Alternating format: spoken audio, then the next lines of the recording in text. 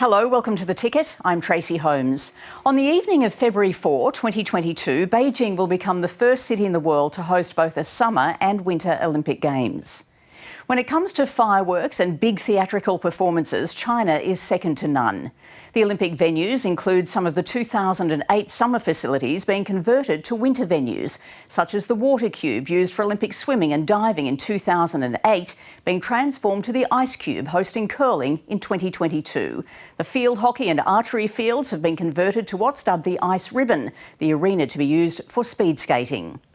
It's a different story, though, when it comes to freedom of the press. The Foreign Correspondents Club of China has in the past few days issued a long list of concerns and has called on the IOC and Beijing's Olympic organisers to improve international reporting conditions in the run-up to and during the Games. This week, Yahoo has pulled out of China, citing an increasingly challenging operating environment. It is not only foreign companies feeling pressure. The Alibaba empire and numerous homegrown tech giants have lost billions in value over the past year and have been issued with huge fines for anti-competitive behaviour. According to China's president, his motivation is to address the growing economic inequality and excess debt in the nation of 1.4 billion people. Critics see it as a heavy-handed reassertion of the state's control. So what role does the Olympic Games fill inside today's China? Bloomberg News editor James Mayger is in Beijing and he joins me now. James, can you give me a bit of an indication as to what the environment is like at the moment for working journalists such as yourself? The issues we were seeing around the Olympics are just more generally, is sort of a thing that's very common. There's just a lot of lack of information about how all of these things, the Olympic coverage and other things, is going to work. They find out very last minute, that event is happening. The government isn't very forthcoming, or the Olympic Committee isn't very forthcoming ahead of time about how we're meant to be covering these things. I was covering the July anniversary of the Communist Party, and they only told us last minute that we'd actually have to quarantine beforehand in a hotel. So everyone had to rush home and pack a bag really quickly. And so, it just makes it very hard, sometimes to cover these kinds of things like the Olympics or these government events, because there just isn't a lot of information given out beforehand to journalists. We're often the last to find out about how everything is going to work. How much of this do you think is related to genuine concerns around COVID-19 and the very strict approach that is still being taken in China? How much of it is mismanagement or bad management, or how much of it do you think is just purposeful in trying to put barriers in front of international media? I think COVID-19 has made, and the restrictions that are very real in China around that, have made the situation much, much worse than it was. Even before COVID-19, 2019 or 2018, the media was often the last to find out about how things would go, where events would be happening, what we would have to do to go to those kind of places. And COVID has just made it worse. The necessity to be tested again and again, last minute notification of these kind of things. So it's made an already difficult situation worse. It's hard to say how much of this is deliberate. Obviously, the Chinese government wants the Olympics to be a success. They want the world's media to come to report on it. At the same time, we're operating in very much an information vacuum. No one has any idea how media are meant to quarantine for the Olympics. People coming overseas from Australia and other places don't know, do they have to quarantine first? Will they have to quarantine when they finish? When can they come? How will this all work? There's no clarity on that whatsoever now. So, there's a bunch of different factors, I think. The government is very, media averse in many ways, plus COVID is making a difficult situation more difficult. Has the IOC been able to massage this relationship at all as they've done previously? So far, it seems that at least the fact that many journalists are complaining about how the Olympics coverage is being managed so far, the IOC hasn't been able to fix these problems to people's satisfaction. It's difficult to say what they're doing behind the scenes, but at least at the moment, it's very difficult to try and cover the preparations leading up to the Olympics. Whether that will get better or not, I don't know. And James, maybe you could explain for all of us that is outside of China and Beijing, what is the difference between being someone who works for local media there and somebody that works for foreign media? There's an inherent suspicion about foreign media in China, and I think that's just getting worse. You've seen reporting about foreign media being targeted, people refusing to speak to us, being accused of, reporting fake news to badmouth China, all these things. And I think that suspicion is prevalent everywhere in society, not just with regards to the Olympics. And obviously, Chinese domestic media has way more resources to throw at Olympics coverage than foreign media does. So there's just an imbalance there. Also, I think when the government is planning these kinds of events, either the preparatory events or the Olympics themselves, they're much more concerned about how is the domestic media going to report on this than they are about the foreign media. So, there's definitely a disparity on access. A lot of the journalists were complaining, and you saw in the Foreign Correspondents Club, statement they put out about that they weren't getting access to events that Chinese domestic media were getting access to. And, that's partly just a structural question. There is more domestic media and the government cares more about them. And I don't think it's not going to be solved in the short term. James, good to talk to you. Thanks for joining us. Thank you. Politics, nationalism and conflict are a part of Olympic reporting.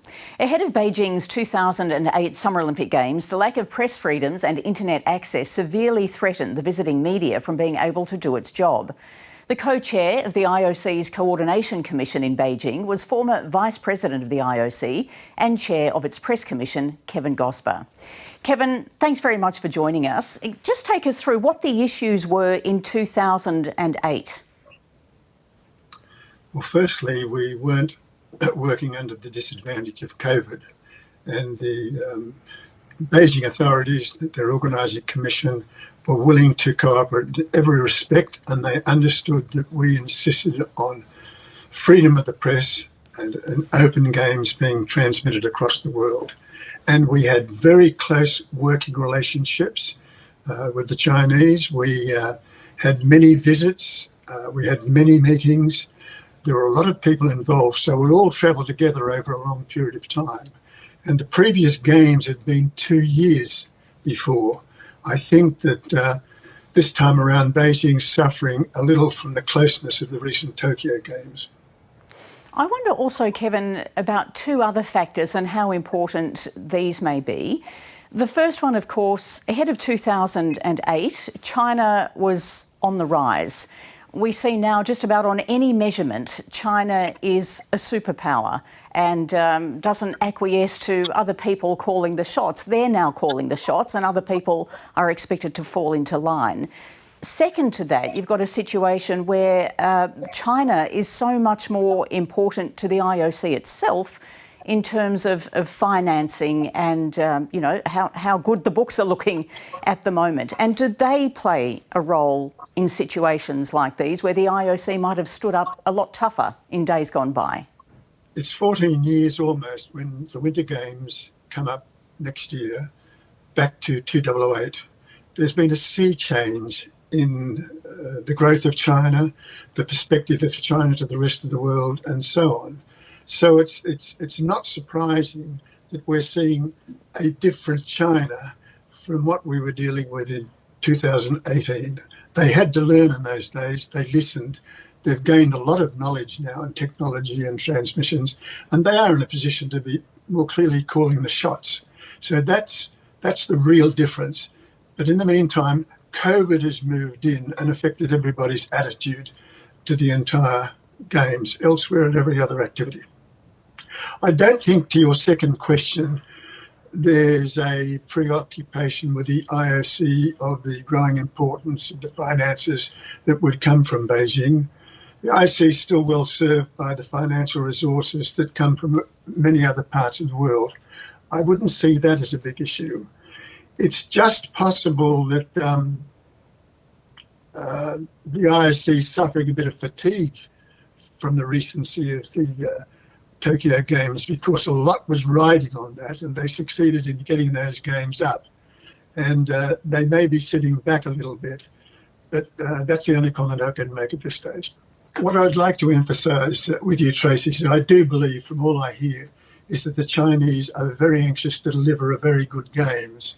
And the team, for example, in the media side is almost similar to the one that was in 2008. Many of the same personalities, many of them highly professional. So I believe we can expect an outstanding Winter Games in Beijing.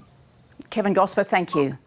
It was only 13 years ago that Beijing hosted the Summer Olympic Games and made its entry on the global stage only afforded by such mega events. In 2014, Nanjing hosted the Summer Youth Olympic Games, and now it's time for the Winter Olympics. But unlike 2008, the reasons behind wanting to host winter athletes has little to do with international flag waving. It has much more to do with the creation of a winter sports industry and domestic tourism market. Earlier, I spoke to Dr. Shushu Chen, a sports policy specialist from Birmingham University. In terms of publicity, in terms of its status, the government actually, there's a lot of sort of agendas, objectives associated behind the bid for hosting the Winter 2022 Games. One of which is very significant and important to the country as a whole, is to try to cultivate this winter sports culture, stimulate winter sport participation, to help to develop China's winter sports industry, as well as linked with its broader economic, social, political status agendas. We published a paper a few years ago looking at it sort of from the policy angle.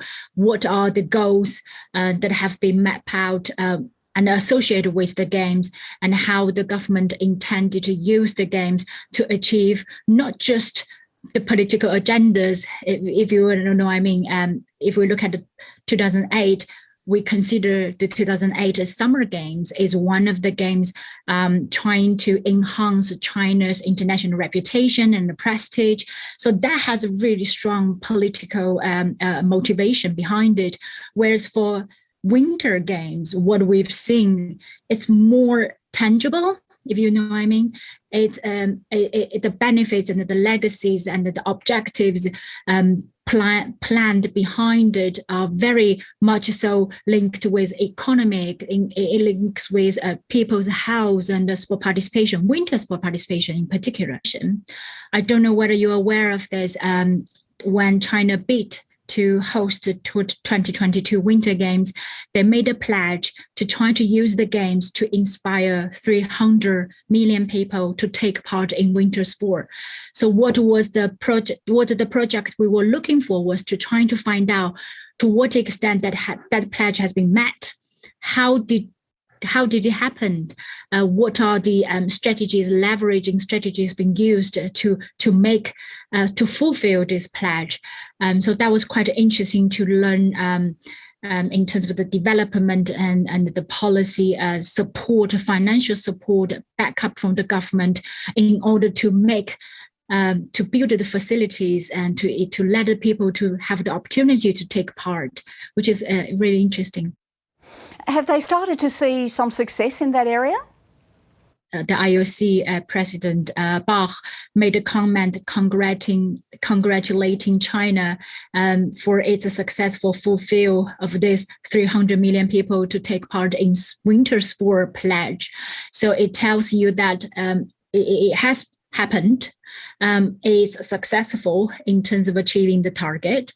To give you some background information, when 2015, when Beijing bid for hosting the Winter Games, the percentage of the people in Beijing that have ever participated in winter sport was as low as 7%.